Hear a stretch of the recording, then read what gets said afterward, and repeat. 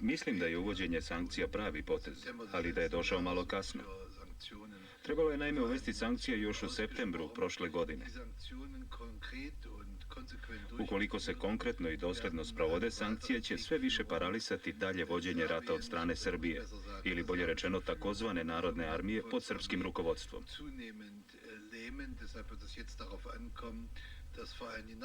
Sada je najvažnije da susedne zemlje Srbije najodlučnije sprovode sankcije zajedno sa zajednicom država.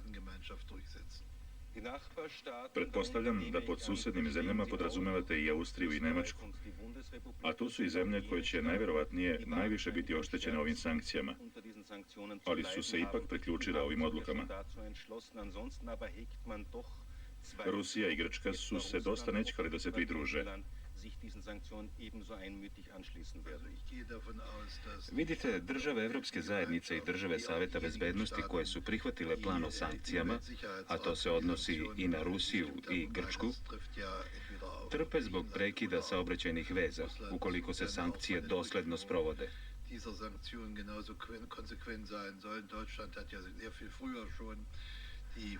Ali ipak zajednica država morala je da pokaže kako se ne sme sedeti skrštenih ruku, dok se usred Evrope vodi jedan agresivni rat.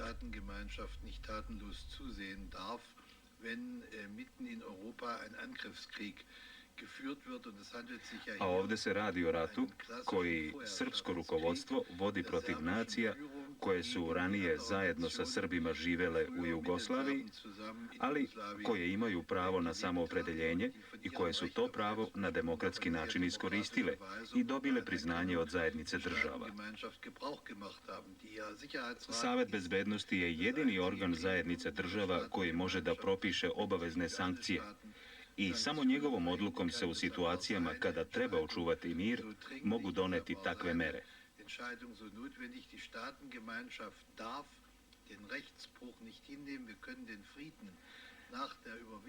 Nakon prevazilaženja antagonizama između istoka i zapada, pokazalo se da zajednica država mora biti jedinstvena u odbrani prava na međunarodnom nivou. Gospodine Genscher, zajednica država je, ako se može tako reći, već odavno merodavna za rešavanje međunarodnih kriza preko Saveta bezbednosti. Zašto je onda reagovala toliko kasno?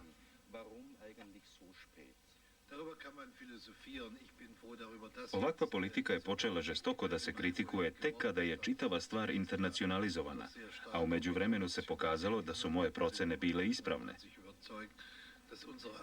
Srpsko rukovodstvo je dugo vreme napadalo i krivilo Nemačku.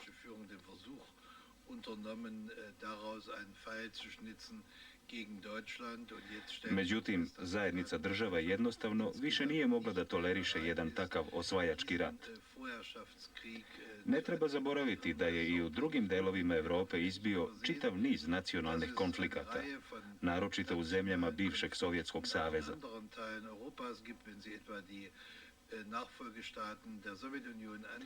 Zajednica država je zato morala da stavi svima jasno do znanja da se postojeće granice ne mogu silom menjati i da u okviru tih granica sve nacionalne manjine ili etničke grupe moraju imati najviši mogući nivo međunarodnih prava. Ta dva osnovna pravila moraju se poštovati i dosledno sprovoditi, ali se ne može dozvoliti da se razlike u političkom mišljenju rešavaju vojnom silom, jer je prošlo vreme kada je jedan narod, ili bolje rečeno rukovodstvo jednog naroda, silom nametalo svoju dominaciju. Doduše, treba praviti razliku između srpskog rukovodstva i srpskog naroda, jer je ona očigledna. Sve više ljudi u Srbiji je protiv ove katastrofalne politike i ja verujem da će rukovodstvo u Beogradu uskoro morati da polaže račune pred sopstvenim narodom. Und ich glaube, dass die Führung in Belgrad sehr bald die Quittung für ihr Verhalten vom eigenen Volk erhalten wird. Nedavno je i Pravoslavna crkva izdala veoma važan memorandum u tom smislu. Iako su sve države jednodušne u odluci o sankcijama, ipak je bilo izvesno oklevanja u pojedinim zemljama. Šta vi mislite, da li je vojna intervencija moguća ukoliko se sankcije pokažu kao previše blage i neefikasne?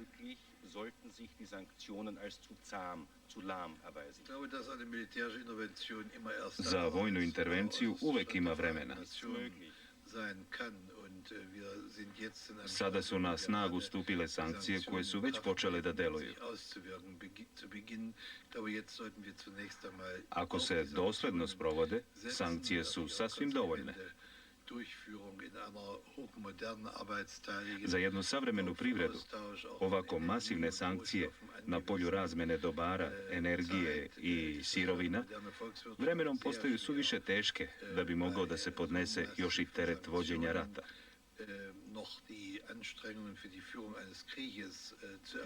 Zato sam ubeđen da će ove sankcije postići svoj cilj. Ovdje se moramo naravno dotaći i Evropske zajednice.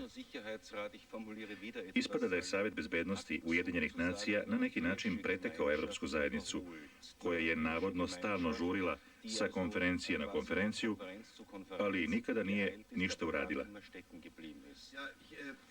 Pa donekle je takva konstatacija opravdana, jer Evropska zajednica nije odmah ustanovila odgovornost rukovodstva u Beogradu za rat, počev od napada na Sloveniju, pa na Hrvatsku i sada na Bosnu, kao i pritiska na Kosovu.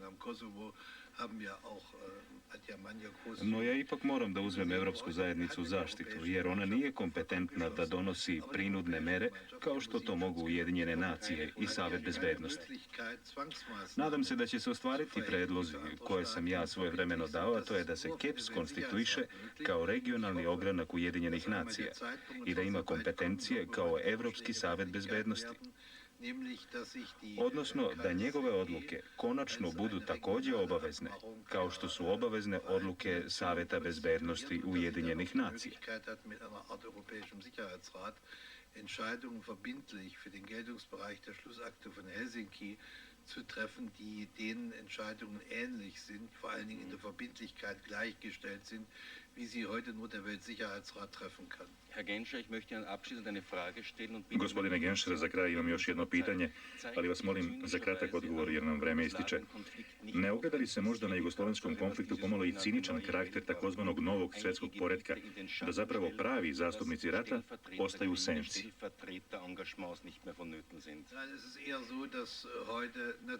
Nacionalizam danas vidi svoju novu šansu i to je glavni neprijatelj stabilnosti u Evropi. Iz nacionalnog egoizma izrasta nacionalizam, a iz njega težnja za dominacijom nad drugima. To je zajednički neprijatelj za kojeg Evropa mora uvek imati spreman odgovor. Ali taj odgovor je u ovom ratu previše dugo izostajao. Pa vi sigurno dobro znate kakav odgovor sam ja lično želeo, no uprkos tome trebalo je vremena da se pomoću zajednice postigne željeni cilj. Da, ali Evropska zajednica još uvijek nije politička zajednica koja bi imala kompetencije da rešava ovakve konflikte. Da, ona nema kompetencije da uvede sankcije, zato joj je i potreban Savet bezbednosti. Ja sam u tom smislu vrlo zahvalan Sjedinjenim državama, jer su i pored svih svojih unutrašnjih problema, američki predsjednik i ministar spoljnih poslova došli u Nemačku radi dogovora oko uvođenja mera koje su sada zaključene.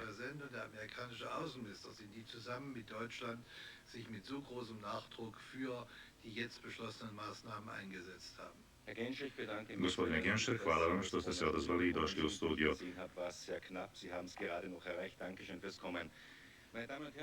Dragi gledalci, ovo je bio današnji razgovor na temu sankcija protiv Jugoslavije.